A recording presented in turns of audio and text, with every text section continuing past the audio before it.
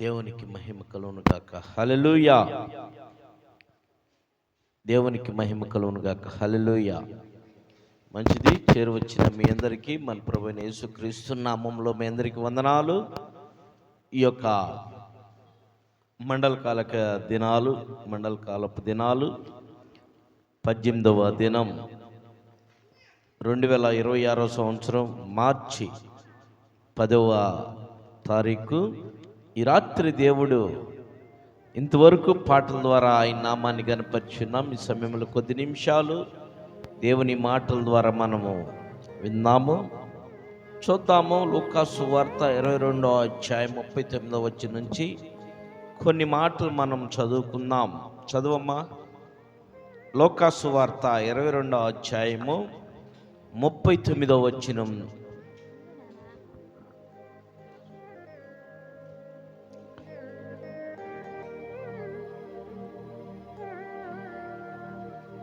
లూకాసు సువార్త 22వ అధ్యాయం 39వ వచనం.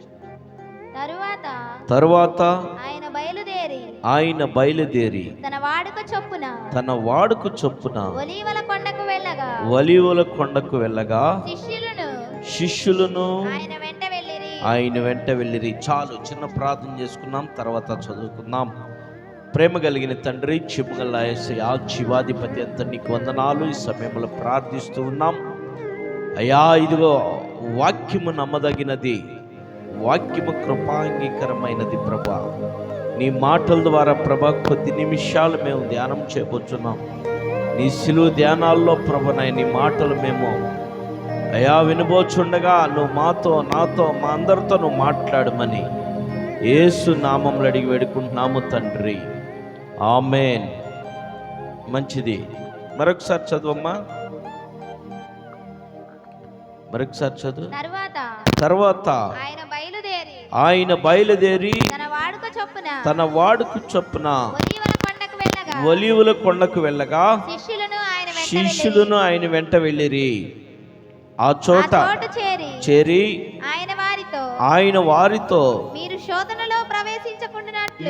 శోధనలో ప్రవేశించుకున్నట్లు ప్రార్థన చేయడని చెప్పిను. చాలు. చూడండి ప్రియమైనటువంటి దేవుని బిడ్డలారా, ఆయన బయలుదేరి వాడుకు చొప్పున బయలుదేరి ఒలీవల కొండకు బయలుదేరి వెళ్తూ ఉండగా ఆయనతో పాటు ఆ 11 మంది శిష్యులు యేసు ప్రభు వారితో ఒలీవల కొండకు వెళ్ళగా ఆ రాత్రి ఆయన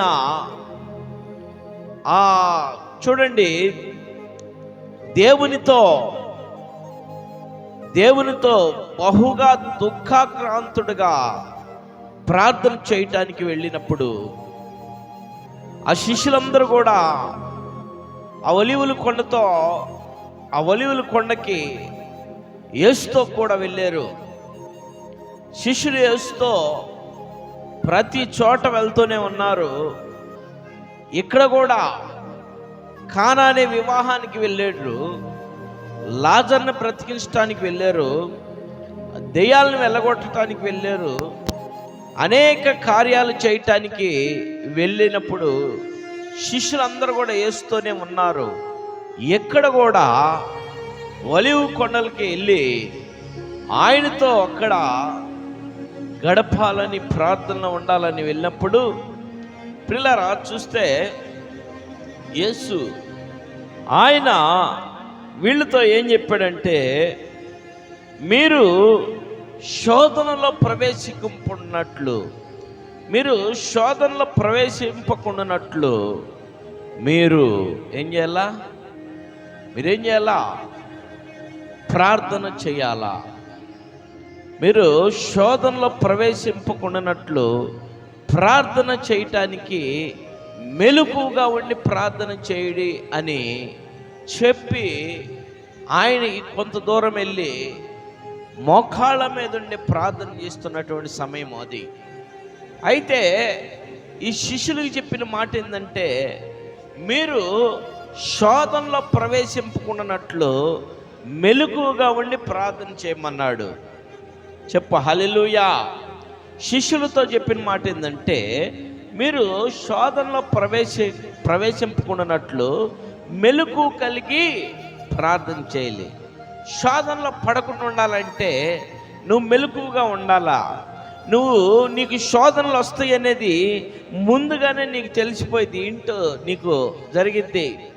వాన రావటానికి ముందు ఏం చేస్తుంది? మబ్బు పట్టిద్ది. వాన రావటానికి ముందు మబ్బు పట్టిద్ది. మబ్బు పట్టిన తర్వాత చల్లటి గాలి కొట్టిద్ది.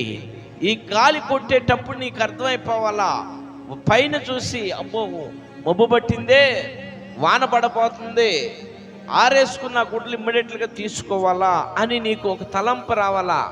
లేక బయట ఆరబోసినటువంటి ఏదైనా ఘన పదార్థము, బియ్యం కావచ్చు, లేక ఏదైనా సరే బయట ఆరబోసి నీ లోపల పెట్టుకోవాలా అనేటువంటి ఆలోచన మీకు రావాలా. ఇంకా పొలాలు అయితే ఉంటే పొలాలు తీసి లోపల